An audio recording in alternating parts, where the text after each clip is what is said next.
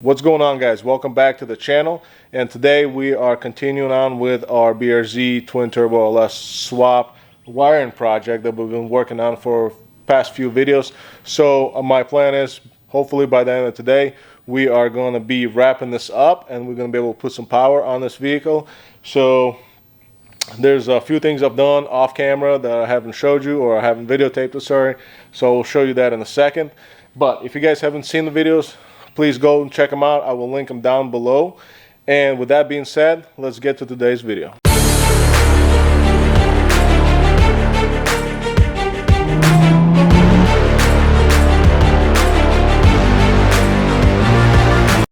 Alright, so the battery was relocated to the back as we spoke in the previous videos, just because there's no more room in the engine bay.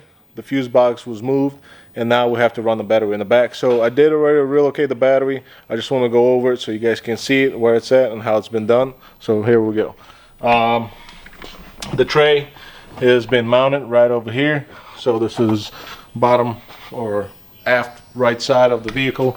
That's where it's going to live from now on. This is not the battery we're running. I think we're going to run the Optima red yellow top battery. This is just for mock-up purposes right now. So this is where it's going to be at. The wire has been already ran from the very front. We'll go up there to the front in a minute, but I want to show you this fuse. It's basically like a circuit breaker that we have installed, and it's kind of upside down. We're starting to tuck it away so you can't really see it.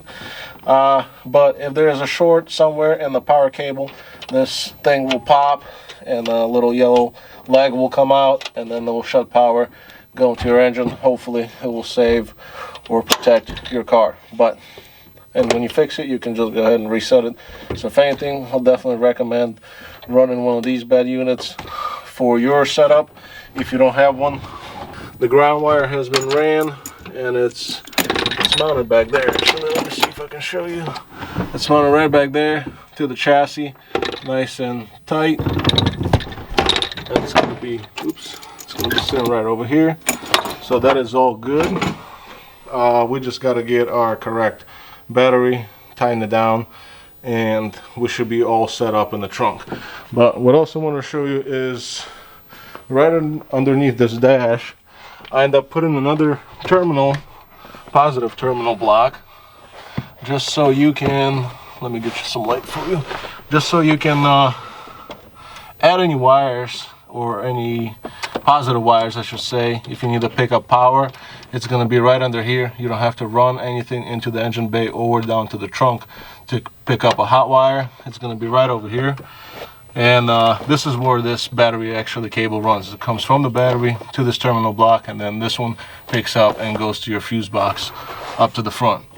And here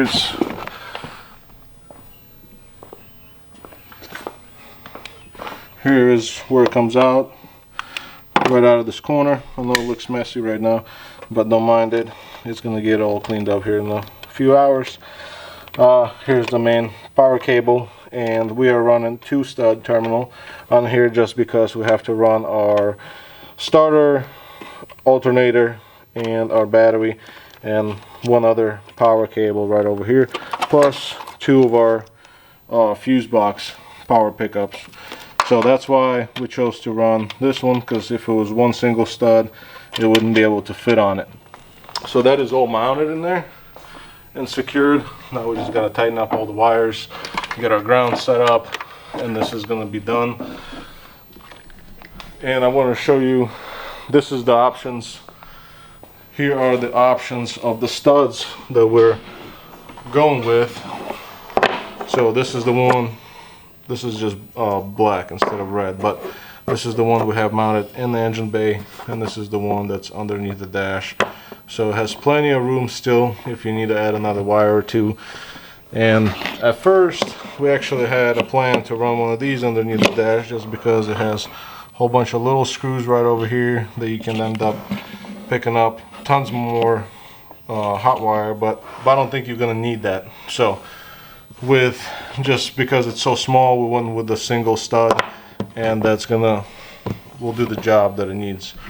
So what I do need to do right now is run our 4-gauge wire for our starter, 4-gauge wire for our alternator, signal for our alternator, and clean everything up, tighten up this corner, and then we should be able to put some power on. But before we're gonna get into that, I just want to take a second to show you guys how to crimp wires or how to strip wires, just show you some basic tools that you can get if you haven't done it before.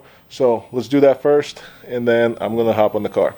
Alright guys, so I'm just gonna give you a breakdown of a few tools that you can use if you are doing some wiring yourself, especially for like stripping wires. We'll start with that. So there's a couple different strippers, stripper pliers that you can buy. Something simple like this, where you have your couple different gauge wires right over here, and it goes from anywhere from 12 to 20 gauge wire, and it just kind of crimps onto your wire. You feed it right in just like that for a correct gauge. This one happens to be 16, so you'll just put in the 16 slot and slide it out, and then it'll nicely remove the insulation. If this camera will focus, you see it right there. Same thing goes, this is like the snap-on option. Basically does the same function. You'll feed it into the correct slot and pull your loom off, or insulation, sorry. And there's another set or another type that's basically like a double jaw. You have all your numbers up front right over here, and they go from 16 to 26 gauge on this particular one. And the way this one works, you'll feed your wire through, it will be this side. I'm looking in reverse in this camera. And whenever it goes into a correct slot, it will basically crimp the wire and it will pull your insulation right off, and it comes off nice and clean. I do like these because it is more steadier and a lot cleaner. These sometimes can be funky, but they all work. And here is your regular probably like AutoZone option, which I don't like to use, but if that's what you're rocking, that's what it is. So those are a few different types of wire strippers that you can use. I personally like these a lot, but I do use these guys quite often. For the larger wire, I don't have anything to strip the wires with, so for the large sizes, a lot of times what I do is use a razor blade and carefully go up and around several times in the circle until it penetrates all the way through, and then I'll pull off my insulation.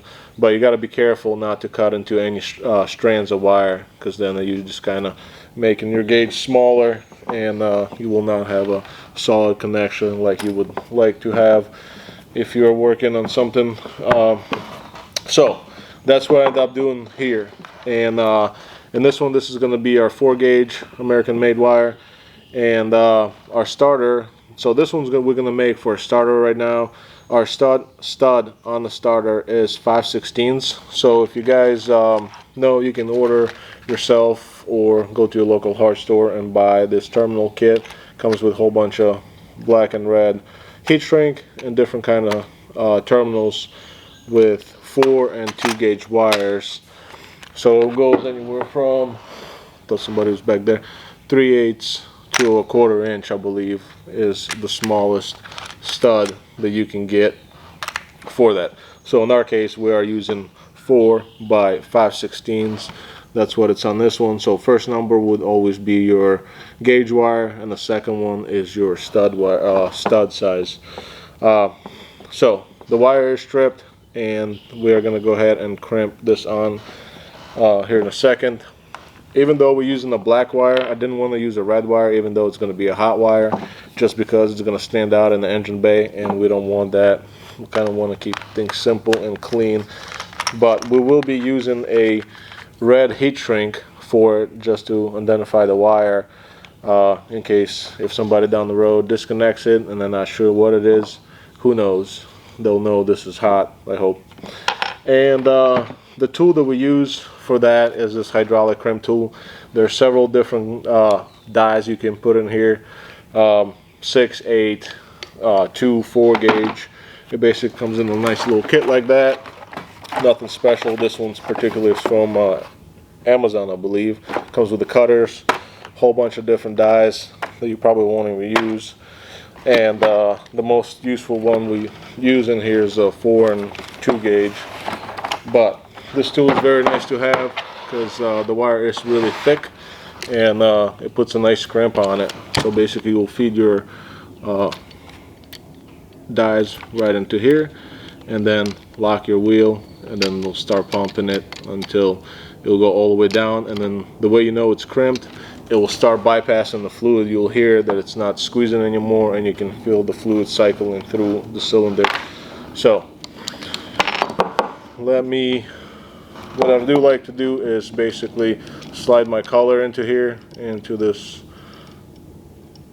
hole, and I would just squeeze it down enough where it's steady, but don't start pressing it down just yet. That's just so you can use both hands. Here we go. So now it's nice and steady, and I will insert my wire. Bam. Nice and tight, and now we'll start squeezing it.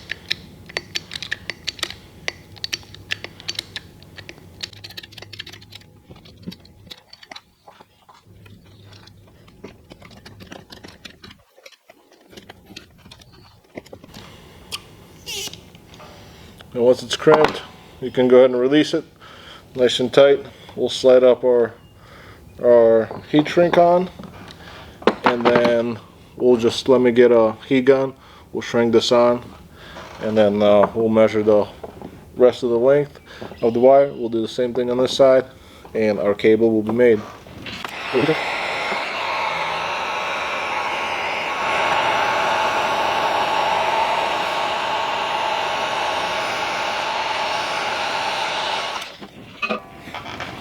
Here it is, boys. It is all on and done. Nice and tight. It's not going anywhere. We got red for power. So what I'm going to do now, I'm going to go put that on the starter, and I'm going to run it all the way down to the terminal block up in the corner of the engine bay, measure it, cut it, put our other end on, heat shrink it, and move on with our alternator wire. And then we should be all good after that. So this is basically quick and dirty on how to crimp and strip wires. If you guys want to see more videos on how to, let us know. There's a lot more other crimpers and strippers that are available out there in the market, but this is the most useful tools that we use here in the shop. So I just want to share that with you. But with that being said, let me get the rest of it done, and then we'll put some power on it. Hey guys, I'm back, and I end up running all the wires that we spoke about, so everything is in now. I do have to crimp this alternator signal, but I need to get a piece of loom, so I need to run to the store and get a piece of loom, because we got an alternator signal and the power going to our distribution block right over there. So the both wires are kind of bare, and I don't like that, so we're gonna get a piece of loom, run it all the way up and around the block so the wires are protected and they're not chafing on anything. We end up running our positive. Let me get a light because you guys can't see nothing. We end up running our positive wire for our alternator, or our starter, sorry, right down here, that fat loom that you see, and it's running now to our distribution block also, right over into this corner. So everything is there now that needs to be there, and I believe we're just about ready for power. So in the morning I'm gonna pick up a piece of loom because all the stores are closed right now. This is getting a little bit late into the evening. I do have to pick up the correct length hardware for the battery box, because these are just temporarily installed, so we can secure that. And I believe that is it. We can now put power on, make sure everything works, test everything, and try to start the car. All right, I'm back. So I ended up picking up the insulation for the wires, the loom, the correct hardware for the battery box, and that is all installed now. I ended up crimping our signal wire for the alternator right down in there, and putting the loom on loom on and running it all the way down there around the block, and bring both of our wires up to this terminal block right over here. And also the battery box hardware is also in. Still needs snug down, but picked up some fresh hardware, and that's all in. So right now I have extension cables running because this battery is a little bit longer. This is just shop battery for now, and it's gonna sit outside the car. But I think I'm ready to put the power on and then do a couple tests, make sure everything works. Windows, radio comes on, the fuel pump, things like that. Oh, and one thing I did want to mention is, so the downfall of this stud right here, how I thought that would be interconnected to have both of them as a hot stud, but unfortunately these are two separate pieces, so I would have to make something. Well, I will be making a plate to transfer the power from this one where our battery comes in, where our cable from our battery comes in right over here. So we'll have to make a plate out of copper or something to transfer the power to this stud, and that way it will go down to our alternator and our starter. I actually have the piece of plate right over here. Already traced it, so this is going to be our mark for this plate that we're going to make, and it's going to basically link both of these together, and we'll have both hot wires, or both hot studs. I'll do that here in a little bit, but let's put a battery on and turn the key and see what happens.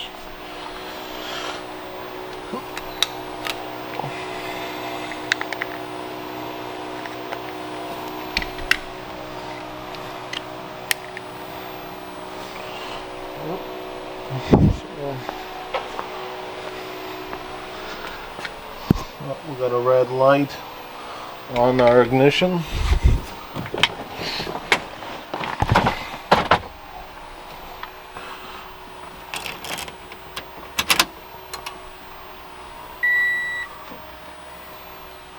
Dash is on.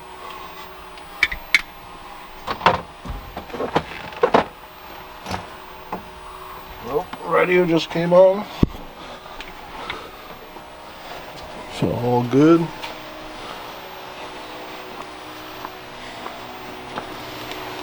All good here.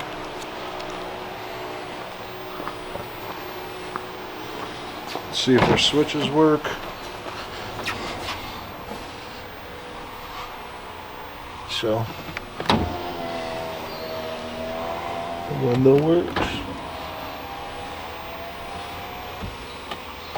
That's good.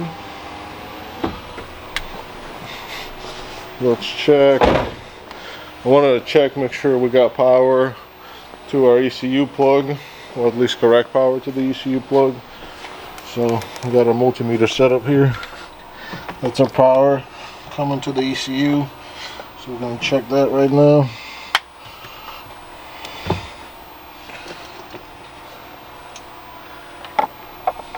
It's kind of hard doing this with one hand. Oh, let me set you down for a second. There you go, we're in it. We got 12 volts. Don't mind the negative, they're just the leads are flipped. But so we got voltage to our ECU. Everything inside seems to be working.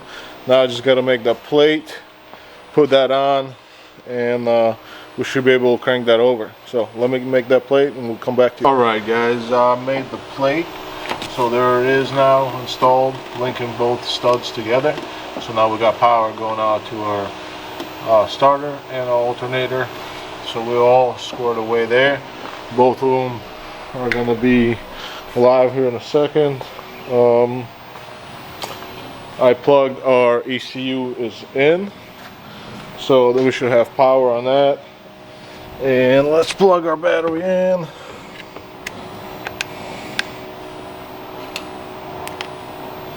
There we go. The light came on the ignition. So we're gonna put some power on. Oh, a second ago I did have a small fuel leak. The first time I was messing with it, I did turn the fuel pump on, and one of these guys started to leak from the elbow where it goes right into your color right over here. I didn't have any matching colors. All the stuff we have is black, so I ended up replacing that 90 on it, and seems like it fixed the problem. So that is all good now. So let's hop in.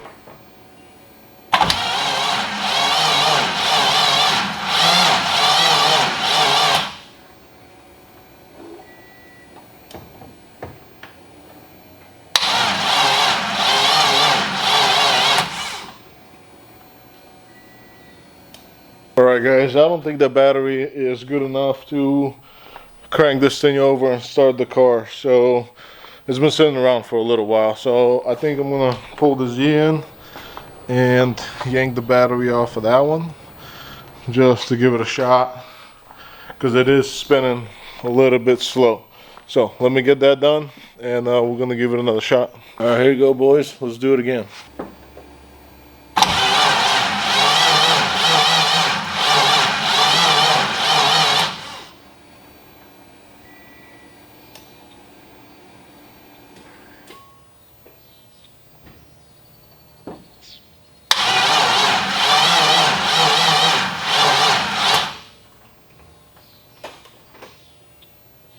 Alright boys, well she did not start, she did crank, and I'm not sure 100% what's wrong with it at this second, but we know we have fuel because we had a fuel leak, and we know the pump's kicking on. We might have to go through and check all our wires and all our spark plugs, make sure they are all healthy, and check all our fuses, go after that first, and then we'll see where it takes us. But I do know we have a fresh battery. This one came out of my Z. I'll go ahead and disconnect that now. And ooh, look at that Derpski. But anyway, so I don't want to drag this video on. I'm gonna go ahead and take a look and see what I can find, and then we're definitely gonna come up with a solution why it's not starting. But we did get a lot of work done, and it's been actually a lengthy process getting all this wired up, but I'm happy with the result, and we'll figure out what's wrong with the starting issue. But this is going to be it for today guys. Please like, subscribe, and I'll see you next time. Take it easy.